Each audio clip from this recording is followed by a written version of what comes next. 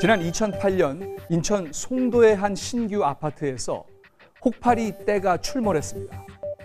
아파트 내부에서 이렇게 대규모 혹파리 떼가 발생한 건 이때가 처음이었는데요.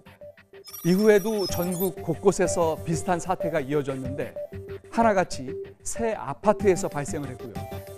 지난달엔 또다시 송도에서 15년 만에 혹파리 떼가 나타나서 주민들을 놀래켰습니다.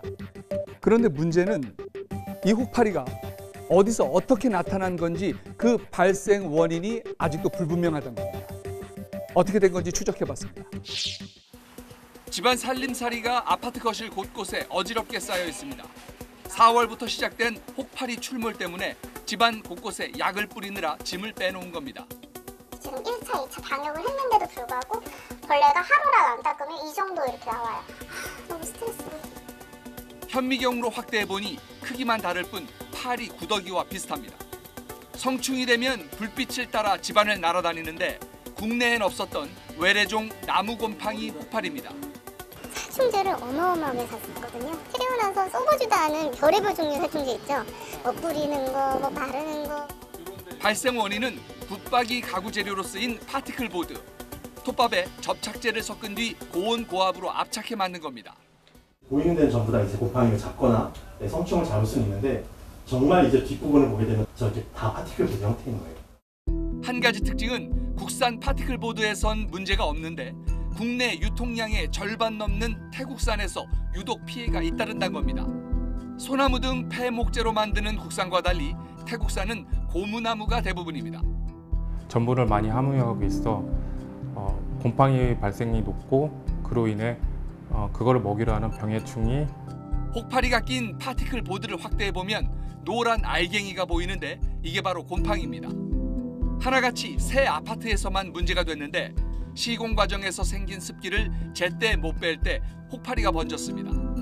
15년 전 첫 혹파리 발생 당시 한 연구팀이 원산지인 태국까지 가서 조사했지만 현지 여건상 유입 경로를 밝히는 데 실패했습니다.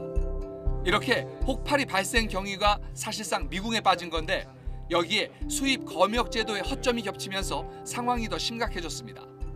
SBS 취재 결과 현재 검역 기준상 원목 등 일반 목재와 달리 파티클 보드는 가공품으로 분류돼 수입 통관 검역 대상에서 제외돼 있습니다. 더 걱정되는 건 검역에 구멍이 난 사이 외래종 혹파리의 국내 토착화가 이루어졌을 수 있다는 겁니다. 국내 발생 혹파리에 대한 유전자 분석 결과 유전형이 상당 부분 일치하는 걸로 나타났습니다. 2008년에 도입된 그 종들에서 그 종의 유전 그 형이 거의 유지가 되고 있어요. 아마도 들어와서 우리나라에 적응해서 있을 가능성이 좀 높다고 생각이 되긴 합니다. 네. 문제의 혹파리에 대한 최근 국내 연구 결과를 보면 성충이 아닌 유충 단계에서도 무성생식을 통해 새끼를 낳는 등 번식 능력이 더 강화된 걸로 나타났습니다. 여기에다 기후변화 가속화까지 맞물리면 국내 피해가 더 커질 우려가 높습니다. 지금 보시는 게 파티클 보드입니다.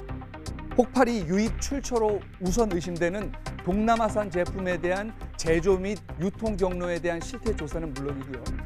혹파리 발생 아파트에 대한 역학 조사도 시급합니다.